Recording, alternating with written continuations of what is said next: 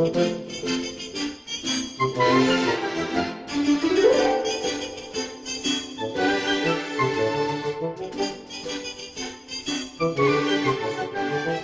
guys, welcome to this week's episode of Media to Beaver. Media creates national identity. What effect does the media, more specifically television, have on Canadian content and audience perceptions of Canadian identity? First, it is important to develop an idea of what Canadian identity means to the audience. Follow me. For the answer, we went straight to Canada's capital. Let's visit our out-of-woods correspondent, Bob.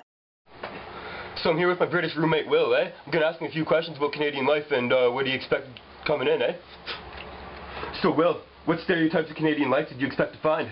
Well, I thought it was going to be like really cold when I got here, so like buying hats and stuff like that, and then like I thought I was going to see Mounties everywhere and like everybody playing ice hockey and saying the word "eh" after everything, but like when I got off the plane it's like 35 degrees, it's just not what I was expecting, and then like you only get Mounties out west, which I was gutted about, and then like everyone does play ice hockey though and say the word "eh" after everything, so that was the same. So overall, do you think Canada accurately portrays themselves in British media? I think they overdo it maybe a little bit, sort of like in comparison to how they are to America, try and like establish themselves as a different place. I think they extenuate some extremes like the cold and the ice hockey and the Mounties and stuff like that, and it's a little bit different. Where do these perceptions of Canada come from? Is this caused by the content we choose to include in our programming? Okay, good day. Welcome to the Great White North. Go. Go again. Beautiful. Okay, good day. Welcome to the Great White North. I'm Bob McKenzie. This is my brother Doug. How's it going, eh? Let's take it to the street and see what others think. Sir, how do you define Canadian culture? Canadian culture? I don't know. Hockey, beaver tails. Maple syrup? Oh, no thanks. Had enough, eh? All right, I'm good. I'm Canadian and I don't look like that. You mean Canadians don't just play with maple syrup and eat beaver tails? Perceptions of Canadian identity seem to be very stereotypical. Research typically presents culture as consisting of three attributes: religion, language, and social, media, and arts activities. However, this seems very broad. Let us chip away at it. Academic scholar David Hoffman said that culture is the lens of a microscope by which we view ourselves within a particular society. This means that despite having one identifying label, we all have different viewpoints of our own culture. So guys, we have a couple questions for you. All right. My first one is, how do you define Canadian culture? It's hard to define, to be honest with you, because it's such a mishmash of cultures and of ideals and of people and animals, like beavers, that I think Canadian culture is it's a potluck of different identities. That's how I describe it. A trend is developing in Canadians' views of their own identity through the media. This is based on the industry's top-down influences through the show's content. While watching Canadian content, keep in mind your preconceptions of what Canadian identity is, and try to relate it to how we present ourselves in our programming. Shows like Corner Gas create stereotypes which may have some truth, but are blown way out of proportion.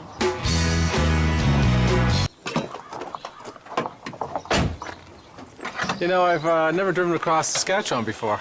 Well, you still haven't, really. About halfway to go yet. Sure is flat. How do you mean? Yeah, flat, nothing to see. What do you mean, like topographically? Hey, Hank, this guy says Saskatchewan is flat. How do you mean? Topographically, I guess. Says there's nothing to see. There's lots to see. There's nothing to block your view. Canadian identity is also being portrayed through amateur video production. What trends or patterns is this creating, and how will this affect current stereotypes? According to the CRTC's annual report, a growing number of Canadians, both Anglophone and Francophone, use the internet to watch videos. So what role does this play in terms of online amateur video production? There is a plethora of online Canadian content, and when searching for it, the most noticeably Canadian content is that which embraces the stereotypes established over the years, poking fun at our own cultural traditions.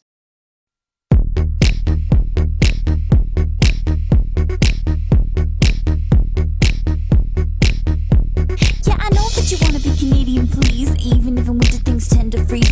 world monopoly on trees, and our country's bordered by 3 different seas. Yeah, I know that you wanna be Canadian, please. We invented the zipper, we got expertise. We made insulin to combat disease. Yeah, I know that you wanna be Canadian, please.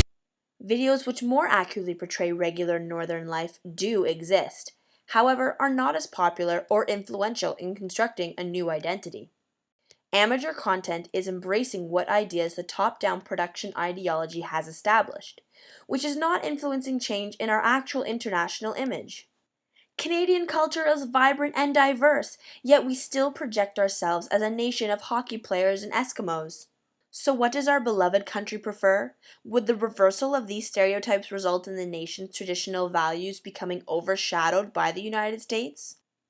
This question has become a large aspect of Canadian media production, both professional and amateur, and the reversal of such, if necessary, largely depends on the current and future generations of Canadians. It's up to you, Canada! Yeah, I know that you wanna be Canadian, please. Even if in winter things tend to freeze, we got the world monopoly on trees, and our country's bordered by 3 different seas. Yeah, I know that you wanna be Canadian, please. We invented the zipper, we got expertise. We made insulin to combat disease. Yeah, I know that you wanna be Canadian, please. We're together, monarchy, the USA.